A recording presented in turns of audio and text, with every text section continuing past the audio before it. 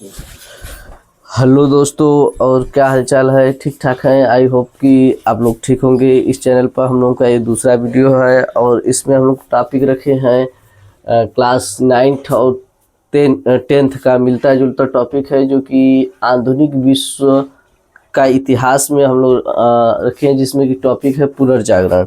चूँकि नए सिलेबस में पुनर्जागरण तो काट दिया गया है, लेकिन पुनर्जागरण को समझना अति आवश्यक इसलिए है कि पुनर्जागरण जब तक हम समझेंगे नहीं तब तक आगे का इतिहास या आधुनिक इतिहास हम नहीं पढ़ पाएंगे। क्योंकि यहीं की आधुनिकता का स्टार्ट यहीं से होता है, आधुनिक यूरोपीय इतिहास से। इसलिए हर हर जगह या हर एक सिलेबस में 9th 10th और यूपीएससी हर सिलेबस में रखा गया है, पुनर्जागरण काल को रखा गया है। इसलिए रखा गया है ताकि यहाँ से क्या है, एक जो कुंठित सोच है, एक परंपरागत सोच है और वैज्ञानिक सोच है, उसके स्थान पर वैज्ञानिक सोच, तार्किक सोच, दृष्टिकोण का विकास होता है। इसलिए हर एक यूपी बोर्ड, एमपी बोर्ड और राजस्थान बोर्ड और जितने भी बोर्ड हैं, और जो कि यूपीएससी में भी ये सिलेबस रखा गया। तो इसको हम लोग पढ़ेंगे आज पुनर्जागरण के बारे में।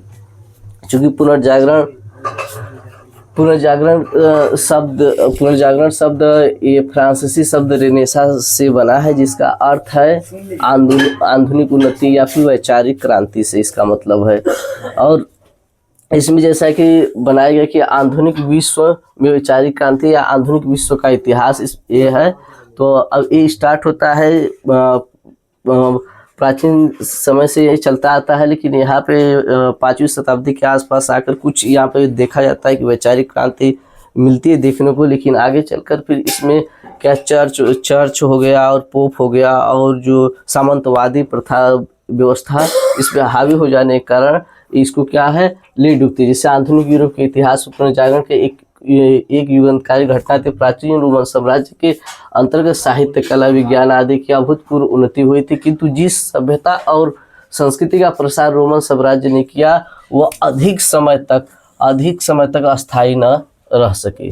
5वीं शताब्दी के अंत तक आते आते रोमन साम्राज्य का पतन गर्त में डूब गया। इसके साथ ही यूरोप में तथाकथित अंधकार युग का प्रारंभ हो गया। और इसका कारण माना जाता है, इसमें कई कारण है। इसका कारण ये माना जाता है कि जैसे कि जो एशिया माइनर, जो हम लोग का प्राचीन समय में या प्राचीन काल में जो भारत से और एशिया, यूरोप और एशिया से जो व्यापार हुआ करते थे, जैसे कि देखिए मान लीजिए ये तुर्की है और यहाँ से भारत के ऊपर से होते हुए एशिया माइनर, इधर चाइना है, यहाँ से व्यापार होता था।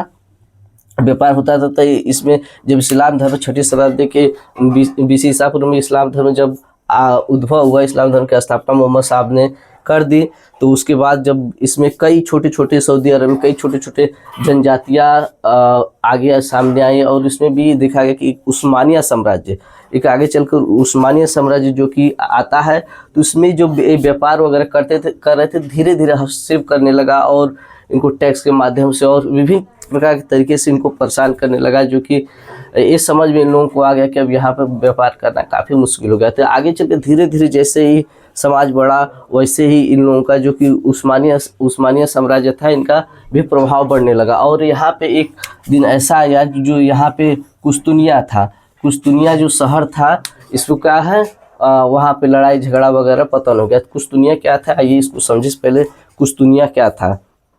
तो कुस्तुनिया देखिए, प्राचीन समय में जो यूरोप है, प्राचीन यूरोप था, ये इतना बड़ा क्षेत्र हो गया था कि वहाँ के प्रशासक या वहाँ के राजा महाराजा 2 भागों में इसको बांट दिए थे। इसको कहा जाता था प्राचीन पश्चिमी रोमन साम्राज्य और एक पूर्वी रोमन साम्राज्य में 2 भागों में बांट दिया गया था। जो पहला पश्चिमी रोमन साम्राज्य था, ये यूरोप एशिया माइनर के पश्चिम में हुआ करता था, जिसकी राजधानी इटली थी। जो जैसे नक्शा में देख सकते हैं कि इटली जो है, इटली की राजधानी यहाँ पे रोम हुआ करती थी। तो पश्चिमी रोमन साम्राज्य की राजधानी क्या थी, रोम थी, जो कि इटली की राजधानी इस समय है रोम थी। ठीक है, रोम थी। और यहाँ पे जो इसको बांटा गया था, कुस्तुनिया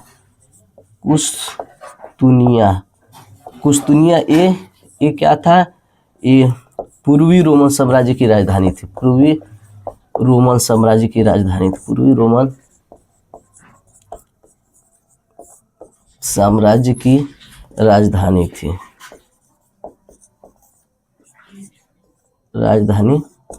थी। तो जैसे जानते हैं हम लोग कि जहाँ की राजधानी होती है वहाँ का क्षेत्र डेवलप होता ही है, चूँकि राजधानी होता है इसलिए वहाँ का क्षेत्र डेवलप होता है। इसी तरह से भी यहाँ भी रोमन भी उतना डेवलप था और यहाँ की जो कुस्तुनिया भी था एक काफ़ी डेवलप एरिया था। तो यहाँ पे जितने भी हमारे विद्वान गण पुनः विद्वान लोग और जागरूक लोग और दार्शनिक लोग और कलाकार लोग और अपने क्षेत्र में एक्सपर्ट लोग जितने थे यहीं पे सब लोग रह रहे थे। तो जैसे ही आगे चलकर यहाँ पे सऊदी अरब या अरब वाले में क्षेत्र में मोहम्मद साहब ने आगे चलकर क्या किया, उनका क्षेत्र इस्लाम धर्म का स्थापना कर दिया। तो उसमें कई चलकर आगे चलकर बहुत छोटे छोटे धर्म आ गए, साम्राज्य आ गए, जिसमें उसमें उस्मानिया साम्राज्य भी या उस्मानिया साम्राज्य भी उभर कर आया सामने। तो वो अपना धर्म को लेकर और ये ईसाई थे तो ईसाई धर्म को लेकर दोनों में झगड़ा वगैरह कन्फ्लिक्ट हो गया। यहाँ पे कन्फ्लिक्ट होने के कारण यहाँ पे क्या व्यापार बाधित हो जाता है इन लोगों का। अब व्यापार जैसे ही बाधित हो जाता है इन लोगों का तो यहाँ पे आना जाना बंद कर दिया जाता है। या फिर कह सकते हैं कि जैसे इधर लाल सागर वगैरह है, तो लाल सागर आने से भी यहाँ पे स्थल मार्ग पहले सुएज नहर नहीं बनाई गई थी तो यहाँ पे समस्या होती थी। तो ये लोग इससे भी सफल व्यापार वगैरह नहीं कर पाए। उसके बाद आगे चलकर जैसे ही यहाँ से झगड़ा वगैरह हुआ तो यहाँ से ये धीरे धीरे आकर यहाँ पे इटली में बस गए, क्योंकि इटली में जब आए यहाँ पे तो इटली में यहाँ पे बस जाते, क्योंकि यहाँ के जो राजा था वैसा था कि इन लोगों का संरक्षण वगैरह ये सब दिया। तो इन लोगों का खर्चा वगैरह संरक्षण वगैरह दिया। तो यहाँ पे इन लोगों को संरक्षण के द्वारा इसमें आकर आसपास अपना बस गए। लेकिन इनके मन मस्तिष्क में एक चीज़ कहीं ना कहीं डर बैठा हुआ था कि आगे चलकर भविष्य में हो सकता है कि जो उस्मानिया साम्राज्य के लोग हैं आगे इधर पश्चिम क्षेत्र में भी आ जाएं और वही चीज़ फिर हावी हो जाए। तो इनके मन मस्तिष्क में चलता था कि यहाँ पे जो यहाँ की स्थिति थी, जो सामंतवाद व्यवस्था थी पूरे घर कर गई थी और यहाँ पे पूरा कुंठित समाज था, अपरंपरागत सोच थी, अवैज्ञानिक सोच थी।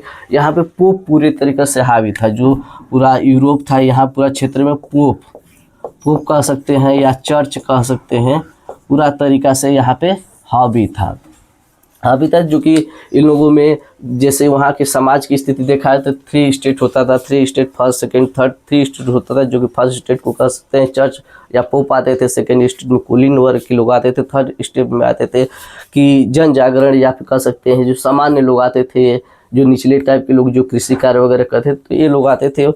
तो इन लोगों का काफ़ी ये पोप लोग अगर अलग अलग जैसे कर लगाए थे, पोप अलग कर लगाया था, प्रशासनिक अधिकारी अलग कर लगाया था, यहाँ का राजा अलग कर लगाया था। तो विभिन्न प्रकार करों से काफ़ी दबे हुए थे। जैसे पोप टाइद कर लगाया था और भी धार्मिक कर था वगैरह वगैरह और भी करता है।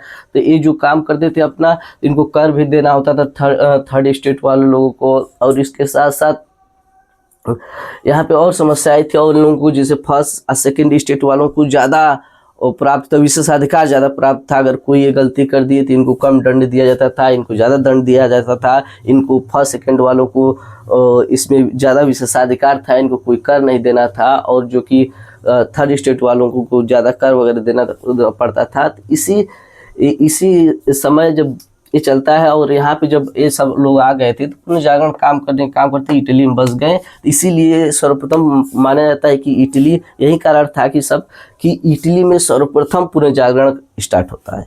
इटली में सर्वप्रथम पुनर्जागरण स्टार्ट होता है और यहाँ पे कई वर्षों के द्वारा पूरे यूरोप में लोग जगाने का काम किए। जिसे भी अपरंपरागत सोच वाले थे वगैरह वगैरह ऐसे सोच वाले थे तो उनको जो हमारे दार्शनिक थे या फिर साहित्यकार थे और जो भौगोलिक खोज वाले थे और तर्क करने वाले थे, यहाँ पे इन लोगों को तर्क करना पूरा यूरोप में सिखाया गया। जिसके कारण क्या है कि उनको जो वैज्ञानिक सोच डेवलप की गई। तो वैज्ञानिक सोच डेवलप करने के कारण आगे चलकर लगभग माना जाता है कि 1300 से लगाई 1500 के आसपास लगभग 2-3 वर्ष इन लोगों को लगा एक काम करने में। इसीलिए इस काल को कहा जाता है पुनर्जागरण का भी काल कहा जाता है। इसको पुनर्जागरण, इसलिए इसको पुनर्जागरण का काल भी कहा जाता है। तो फिर यहाँ से फिर अपनी यात्रा स्टार्ट करते हैं और यहाँ पे सब लोग अपना आसपास सब वही वैचारिक क्रांति वगैरह करने का प्रयास करते हैं। तो उसी समय जो यूरोप वगैरह फ्रांस का राजा हुआ करता था, जैसे फ्रांस का जो राजा था वो लुईस 16वां जो था वो अत्यंत ही दुराचारी वगैरह ऐसा राजा था जो कि विभिन्न विपरीत स्थितियों में भी कर लगाने की व्यवस्था प्रारंभ की। जैसे मान कहा जाता है कि इस समय अमेरिका में भी वैसे ही क्रांति स्टार्ट हुई थी, तो अमेरिका को अपनी राज्य को न देखकर, अपने राज्य की जनता की हालत न देखकर वो अन्य देश या कह सकते हैं अमेरिका के जो राजा था उस राजा को सहायता वगैरह देता है, जिसके कारण कि यहाँ की जनता यह देखकर स्थिति और भी सहम जाती है कि यहाँ के लोगों को क्या नाम है कि रोटी रोटी तक के लिए मोहताज हैं, और वहाँ पे ये दूसरे देश के किसी राजा को आप क्या हेल्प कर रहे हैं या सहायता कर रहे हैं, तो ये ठीक नहीं है। इसी के कारण और धीरे धीरे वैज्ञानिक ढंग से विचार आगे बढ़ते गए, और इसी समय देखेंगे तो उस समय जैसे कापरनिकस आए, न्यूटन आए, गुटनबर्ग आए। गुटनबर्ग ने क्या किया, छापखाने का आविष्कार वगैरह किया। तो इससे क्या हुआ कि जब छापखाने का आविष्कार हुआ, धीरे धीरे जब छापखाने का आविष्कार पूरे यूरोप में फैला, तो धीरे धीरे पुस्तकें वगैरह छपने लगी। जब पुस्तकें वगैरह छपने के कारण क्या हो कि आम जनता की भी पहुँच वो वैज्ञानिक सोच तक पहुँच गई। तो वैज्ञानिक सोच तक पहुँचने के कारण ये हुआ कि आम जनता भी उसका बातें पढ़ने लगी। जो पोप झूठी बातें फैलाए थे, जो इह लोक परलोक की जो बातें करता था कि आप इतना, जैसे कोई दंड, कोई फर्स्ट स्टेट वाला कोई ऐसा अपराध कर दिया तो मानता था कि हम पैसे दे दिए तो हम क्या है कि उस दंड से मुक्त हो गए। तो ऐसा जब ये समाज में पूरा फैला, तब ये लोग फैले तो ये पढ़े, तो जो ये पढ़ा गया छापेखाने के आविष्कार के द्वारा जब बहुत बड़े पैमाने पर जब किताबें वगैरह छपने लगी, तो ये लोग भी पढ़े तो थोड़ा जागरूकता बढ़ी। फिर उसके बाद इसी में आता है समाज सुधारक, आता है कैथोलिक मार्टिन लूथर।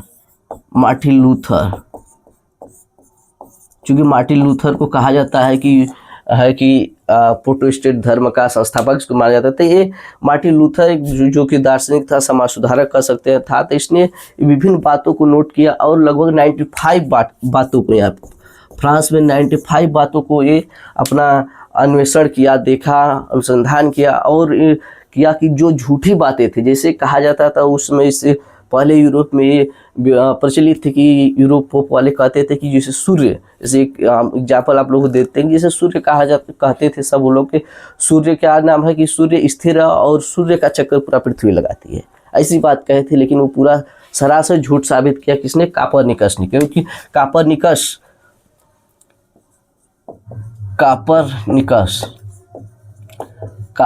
जो था, कापरनिकस ने उस समय सिद्ध किया कि नहीं, वैज्ञानिक जो कापरनिकस था उसने सिद्ध किया कि नहीं, ये जो सूर्य पृथ्वी का चक्कर नहीं लगाती है, बल्कि पृथ्वी सूर्य का चक्कर लगाता है। उस कारण से क्या है, जलवायु परिवर्तन वगैरह होता है।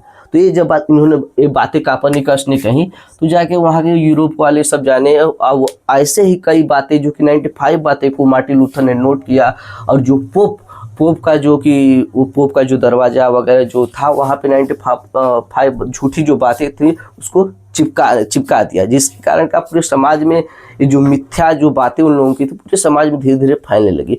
और धीरे धीरे समाज में फैलने लगी तो लोग धीरे धीरे जो अवैज्ञानिक सोच थी, अतार्किक सोच थी, उससे उन लोगों का पर्दा हटने लगा और वो लोग भी समझदारी की तरफ जाने लगे। और इसके क्या, उनको तर्क करने की क्षमता धीरे धीरे डेवलप हुई। जब आगे डेवलप हुई तो आगे धीरे धीरे जाकर एक ऐसा क्षण आता है कि जो पूरा इस कारण, या जो आपको बता चुके हैं कि जैसे कि अभी यहाँ पे क्या काम किया कि अपने जो मित्र राष्ट्र अमेरिका को यहाँ का राजा, फ्रांस का राजा लुईस 16वां ने जो हेल्प दिया, तो उस कई कारणों से, और भी कई कारण थे जो कि यहाँ पे उसका कोष पूरा खाली हो चुका था। तो कोष खाली हो चुका था, तो ये कोष खाली हो चुका, तो टैक्स बढ़ाने के लिए जो प्रथम स्टेट है और सेकंड स्टेट को बुलाया था कि हम क्या करें, और कर को बढ़ाया जाए। तो इसी समय जनता पूरा उग्र होती है और पूरा यहाँ पे क्रांति स्टार्ट कर देती है। तो ये क्रांति स्टार्ट हो जाती है। तो क्रांति कुछ जैसे यूरोप में पुनर्जागरण का, तो कुछ इसमें यूरोप में कुछ पुनर्जागरण जब हुआ, तो पुनर्जागरण कुछ कारण है, उसके पुनर्जागरण जब हुआ उसके बाद क्रांति स्टार्ट होगी। जैसे कि पहले होती है, सबसे पहले क्रांतियों का दौर स्टार्ट होता है, सबसे पहले इंग्लैंड में होता है। इंग्लैंड में जिसको कहते हैं 1688 में क्रांति स्टार्ट होता है, जिसको कहते हैं कि औद्योगिक रक्तहीन क्रांति या गौरवपूर्ण क्रांति। ये पूरे यूरोप के इतिहास में सबसे शानदार पूर्ण क्रांति मानी जाती है, क्योंकि यहाँ पे रक्तहीन क्रांति इसलिए कहा जाता है क्योंकि यहाँ पे बिना रक्त बहाए ही यहाँ पे एक बड़े सत्ता परिवर्तन या मोनार्की सिस्टम का या फिर वगैरह सिस्टम का वो सब सिस्टम था उसका परिवर्तन हो जाता है। फिर उसके बाद अमेरिका में फिर स्टार्ट हो जाता है, फिर उसके बाद फ्रांस में, फिर इसी तरीक़ा से एक क्रम पूरे यूरोप में चला जाता है। और इसके बाद धीरे धीरे आगे चलकर ये क्रांति के रूप में भारत में भी आएगा। उसके बाद उससे पहले रूस में 1917 में क्रांति वगैरह जैसे लेनिन वगैरह के द्वारा आ जाता है। तो इसमें हम देखेंगे पहले कि यूरोप में पुनर्जागरण के कारण क्या क्या थे। जैसे मुख्य कारण क्या थे, कुस्तुनिया का पतन था। कुस्तुनिया जो पूर्वी रोमन साम्राज्य की जो राजधानी थी, कुस्तुनिया पर वहाँ पे क्या कॉन्फ्लिक्ट हो जाता है और यहाँ पे क्या हो जाता है, कुस्तुनिया का पतन हो जाता है। तो यहाँ से सब लोग यहाँ पलायन करके इटली में आ जाते हैं। इटली में आने के कारण यही सब वैचारिक क्रांति देखने को मिलती है। तो ये पहला यूरोप में पुनर्जागरण के कारण में ये पहला हो जाता है, पहला कुस्तुनिया का पतन होता है। फिर दूसरा का होता है इस्लाम धर्म का प्रचार प्रसार। फिर दूसरा कारण क्या होता है, इस्लाम धर्म का प्रचार प्रसार। और जैसे उस्मानिया साम्राज्य था, उस्मानिया साम्राज्य वगैरह जो थे तो वहाँ वो इस्लाम ही धर्म से संबंधित थे, तो वो अपना इस्लाम धर्म प्रचार प्रसार करने लगे। तो ये भी एक कारण हुआ कि ये लोग डर गए और या फिर वैसी स्थितियाँ बनी कि ये लोग भी अपने क्षेत्र में पूरी जागरण या पुनर्जागरण करने का प्रयास किए, सभी लोग को जगाने का प्रयास किए। और उसके बाद नवीन धार्मिक मान्यताओं का विकास, ये जो पहले पोप की जो मान्यता थी धार्मिक हिसाब से और जो अवैज्ञानिक सोच थी, उसकी जगह क्या वैज्ञानिक सोच वगैरह डेवलप हुआ। जैसे कि हम कह सकते हैं, जैसे मार्टिन लूथर आया तो मार्टिन लूथर ने एक नया धर्म देने का प्रयास किया, एक नया धर्म स्थापना किया जिसको कहा था प्रोटेस्टेंट धर्म। फिर उसके बाद नवीन धार्मिक मान्यताओं का विकास, फिर नवीन धार्मिक मान्यताओं का विकास हुआ आगे चलकर। उसमें कई धार्मिक मान्यताएं हो गई जो कि रूढ़िवादियों से रहित था। अब भौगोलिक खोजें, इसी के आगे चलकर देखेंगे तो आगे जैसे पुर्तगाल में जो हेनरी द नेविगेटर वहाँ का राजा था पुर्तगाल, यहाँ पे जैसे देख सकते हैं नक्शे में, यहाँ पे पुर्तगाल था। तो पुर्तगाल ने क्या काम किया कि वहाँ के जो राजा था सब लोगों को संरक्षण दिया और वहाँ से जो नाविक लोग थे उनको भेजने का प्रयास किया और इधर से इस साइड से समुद्र के अटलांटिक महासागर के रास्ते से यहाँ पे भारत में व्यापार करने का मार्ग खोजने का प्रयास किया। और यहीं पे देखेंगे तो जो कोलंबस ने भी, उसके पहले कोलंबस ने अमेरिका का खोज कर दिया, उसके पहले फिर उसके बाद जैसे जैसे आगे चलता गया और सब लोग इधर गुड होप तक पहुँचे, फिर उसके भारत में कालीकट तक पहुँचे। तो एक आगे चलकर बहुत युगांतकारी परिवर्तन होता है और यहाँ पे यूरोपवासियों क्या करते हैं कि भारत के जाने का मार्ग खोजते हैं। ठीक है, तो ये भी भौगोलिक खोज ये भी हो जाता है। उसके बाद छापे खाने का सबसे ज़्यादा माना जाता है कि इन लोगों का जो परिवर्तन हुआ छापे खाने का, क्योंकि छपाई खाने के आविष्कार से हर उस सामान्य व्यक्ति तक पहुंच हो चुकी जो कि व्यक्ति पढ़ लिख सके। तो छपाई खाने के आविष्कार से एक आम जनता भी पढ़ने लिखने लगी, तो वहाँ पे उन लोगों को जागरूकता या जन जागरूकता हुई।